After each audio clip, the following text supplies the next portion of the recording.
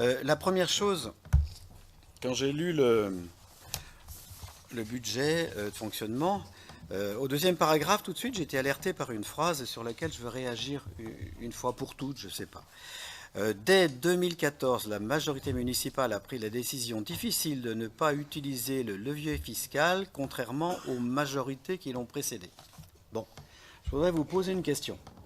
Est-ce que vous savez combien il y a eu d'augmentation d'impôts locaux par la ville de Grenoble dans les 20 ans qui viennent de passer? Il y en a eu une de 9% en 2009. Mais voilà, il ne faut pas non plus nous ramener cette rengaine indéfiniment et essayer d'être un peu mesuré sur cette chose-là. D'ailleurs, si je vais jusqu'à la page 20 du texte, je constate que les augmentations des recettes tarifaires sont de 9,1% depuis 2017. Donc franchement, on a bien compris que vous n'augmentez pas la fiscalité, vous augmentez les tarifs avec une tarification solidaire. Ça, j'en reparlerai à la fin, hein, en remettant cet aspect-là en question. Donc ces augmentations tarifaires, elles concernent principalement dans votre budget, en tout cas celui de cette année, le tarif du périscolaire, des activités culturelles et des activités sportives. Mais est-ce que vous croyez que ça touche quand on augmente ces tarifs-là? Forcément, les familles les plus modestes. Donc il y a quand même deux poids, deux mesures.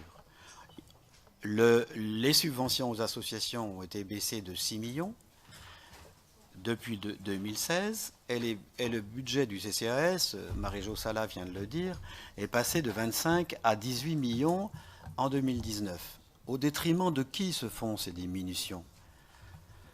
Je ne vais pas y répondre tout de suite, c'est évident. Un insert sur la taxe d'habitation. On en peut parler. 80% des foyers bénéficieront de la suppression progressive de leur taxe d'habitation sur leur résidence principale. 30% en 2018, 65% en 2019, 100% en 2020. Ce dégrèvement visera les foyers aux ressources n'excédant pas 25 000 euros pour une part, 43 000 euros pour un couple. Et cette baisse devrait être compensée à l'euro près par l'État.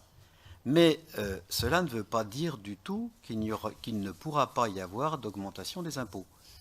En effet, pour préserver l'autonomie financière des collectivités, l'État prendra en charge le coût des dégrèvements sur la base des taux et des abattements en vigueur pour les impositions de 2017.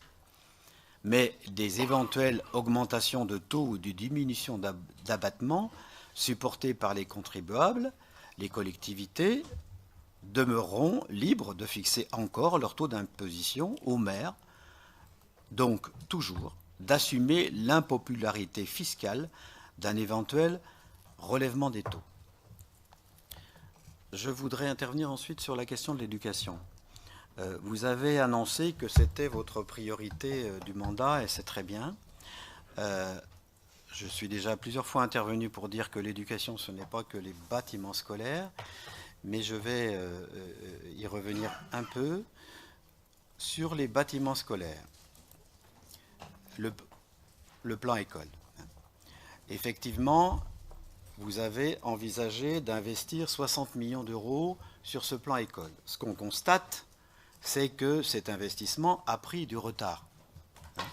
Et bien sûr, la construction d'une école, ça ne se fait pas en quelques années, donc ça va être délicat pour vous d'en inaugurer vraiment des nouvelles dans votre mandat, mais c'est la loi du genre, ça je ne peux pas vous le reprocher. Par contre, ni d'ailleurs le fait de prendre du retard, parce que qu'est-ce qui se passe actuellement et qu'est-ce qu'on constate? On constate que les effectifs scolaires sont stables et vont baisser. C'est-à-dire que le besoin d'investissement en bâtiment ne sera plus forcément le même dans quelques années. Donc il est possible de revoir cet investissement.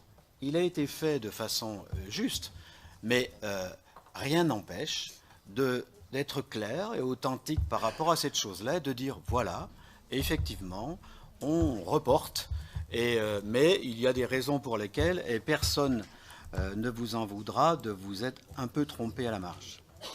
Par contre, pour ce qui concerne ce qu'il y a à côté des bâtiments scolaires, c'est-à-dire dans les bâtiments, c'est-à-dire le personnel de la ville qui intervient dans les écoles. On a 3 catégories de personnel qui interviennent dans les écoles. Il y a les intervenants sportifs et culturels, il y a les animateurs périscolaires et il y a les personnels d'entretien et les ATSEM. Et il est quand même navrant que 2 de ces 3 catégories de personnel municipal soient en crise et vous le font savoir.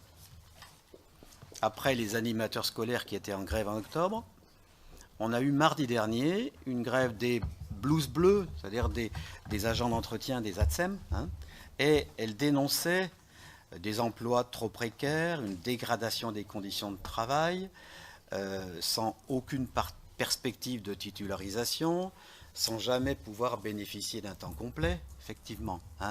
Voilà des personnels en crise. Et comment est-ce que vous comptez répondre à leurs attentes? J'ai d'ailleurs noté que dans le slide du début de la présentation, il y avait une ligne sur cette question-là, mais elle n'a pas été reprise. C'est peut-être pas par hasard. Ça fait partie aussi peut-être de la baisse de personnel. Et je vous rappellerai qu'il y a quelques années, quand on avait mis en place la réforme des rites scolaires, pour soutenir les temps périscolaires en maternelle, on avait instauré le principe d'autant d'ATSEM que de classes dans les écoles maternelles. Ce qui avait demandé un effort financier important, ce qui est loin d'être le cas des autres villes. Alors je vous demande, où est-ce que vous en êtes concrètement sur la création de postes d'ATSEM dans les écoles maternelles? Et comme je risque d'avoir une réponse relativement large, je voudrais être encore plus précis.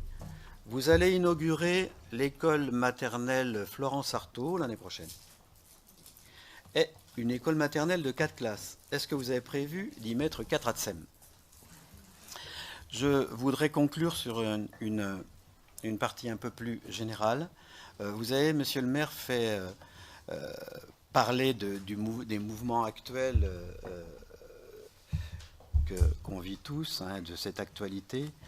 Ce mouvement des Gilets jaunes qui s'est organisé autour de revendications contre la vie chère, qui a pointé aussi une crise profonde du système politique. Et effectivement, vous avez fait état du référendum d'initiative citoyenne. C'est bienvenu. Vous l'avez comparé à la votation qui a été mise en place à Grenoble. Alors là, bien sûr, il y a une similitude qui est due au fait que l'initiative est citoyenne. Ça, c'est vrai. Par contre, la finalité de la votation, qui doit arriver jusqu'à 20 000 votants, on voit bien que ça ne fonctionne pas. C'est-à-dire que là, il y a quelque chose qui ne va pas. Et moi, je vous propose une chose. Pourquoi est-ce que dans les prochaines votations, s'il y en a, si les recours, si on arrive juridiquement à régler la question, pourquoi est-ce qu'on n'aurait pas une possibilité que le vote majoritaire, ça sera celui qui sera décidé? C'est-à-dire qu'il n'y a pas à atteindre un horizon inatteignable, mais un référendum de votation citoyenne, eh bien la majorité qui s'est exprimée souhaite que puisse être mise en œuvre la décision qu'elle a prise. Ça me paraît d'ailleurs complètement correct. Peut-être que nous en reparlerons. Mais ce que je voudrais dire, c'est que le mouvement des Gilets jaunes aussi a renvoyé à l'écologie politique que vous représentez d'ailleurs avec d'autres, l'extrême urgence de concilier, et la citation est intéressante, les fins de mois autant que la fin du monde. Je trouve que ça, c'est vraiment une expression qui marque en fait la période actuelle et qui marque aussi complètement votre majorité.